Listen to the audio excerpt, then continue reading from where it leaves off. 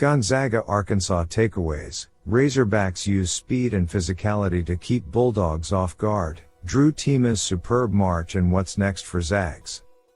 San Francisco, nursing a foot injury, NBA star Stephen Curry stayed back in the Bay Area this week as his Golden State Warriors traveled to road games at Miami and Atlanta, vacating the Chase Center for this week's NCAA tournament games at the West Regional.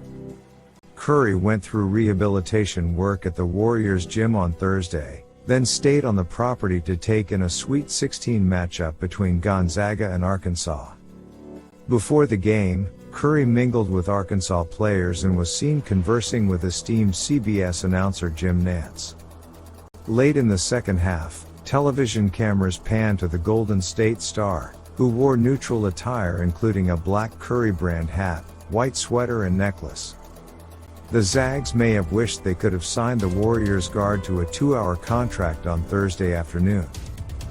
Inside a building where Curry normally gets three-pointers to fall from deep spots and difficult angles, top-seeded Gonzaga found an opportune time to land on one of its worst shooting performances of the season, making just 5 of 21 shots from beyond the arc in a 74-68 NCAA tournament loss to 4th-seeded Arkansas. The final numbers may have looked worse than that, but Gonzaga point guard Andrew Nembhard somehow got an off-balanced, running, desperation three-pointer to fall inside the final minute of the second half. Like I told these guys after, the only reason we're in this position now to be in this game at this point of the season and being ranked no. 1 was because we got the ball to the right spots and the right guys, and they took the right shots, and that's the same thing we did tonight, Gonzaga coach Mark Few said. They just, unfortunately, didn't drop and we had some good looks, but these guys have put their incredible amount of work in, and like I said, don't really need to hang their head or second guess. Those were the shots we wanted. We just didn't quite knock them down.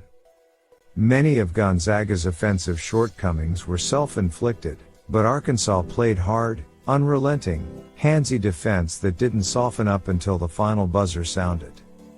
In the final edition of the Gonzaga Takeaways, we focus on Arkansas strategy, another productive NCAA tournament outing for Drew Timme and where Few's program goes from here. Different gear. Eric Musselman is a former West Coast Conference guard who still keeps up with the conference when the national television schedule, or his own schedule, allows him to. I watch this conference whenever I can, Musselman said. If they're ever on TV, it's always Gonzaga. It's not San Diego, Santa Clara. I promise you that.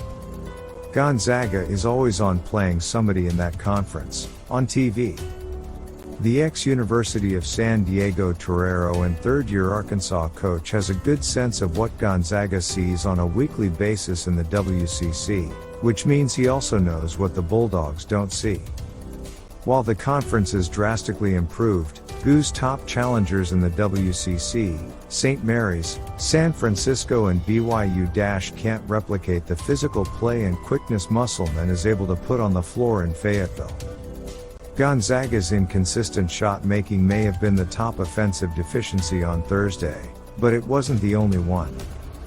The Bulldogs had more turnovers, 15, than assists, 9, for just the 4th time this season, unable to control the ball against Arkansas, which constantly sought to knock it away.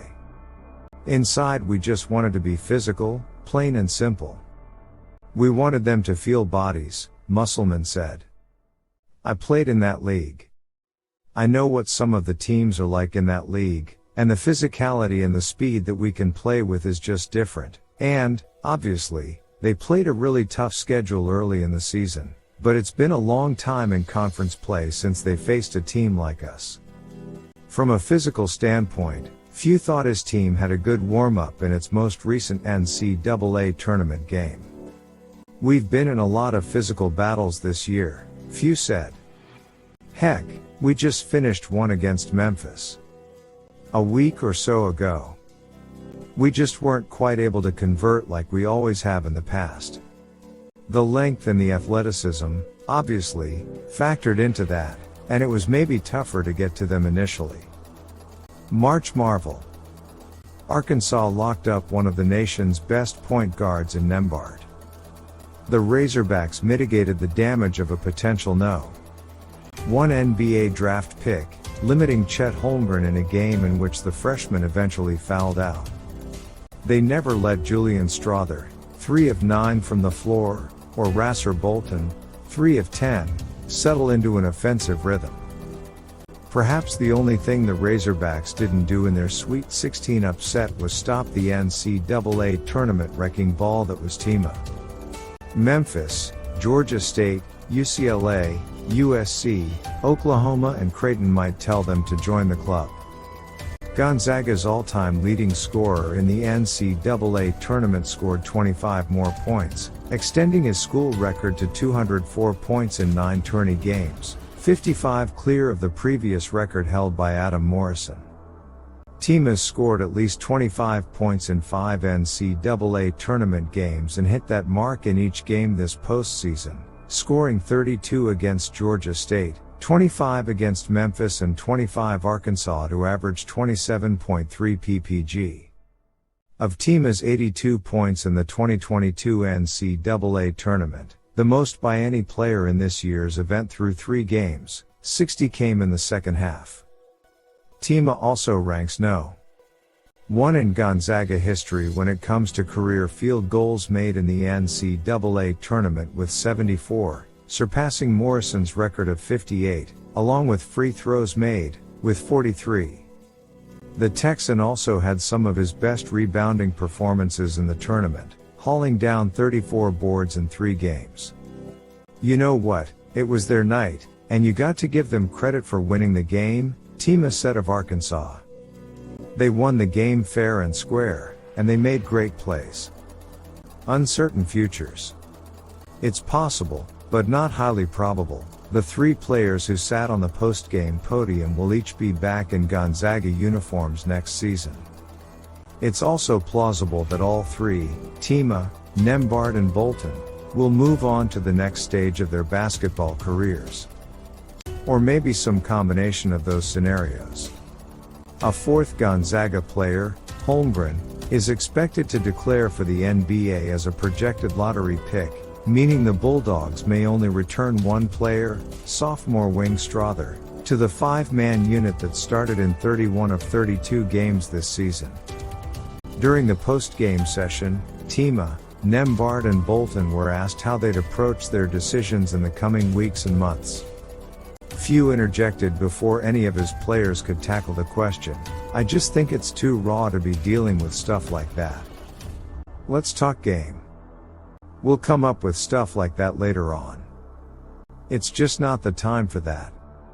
On senior night, Bolton and Nembhard were non-committal when asked if they'd weighed the possibility of coming back.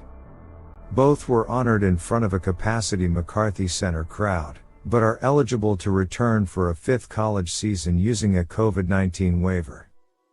Another important date pertaining to GU's 2022-23 roster is fast approaching.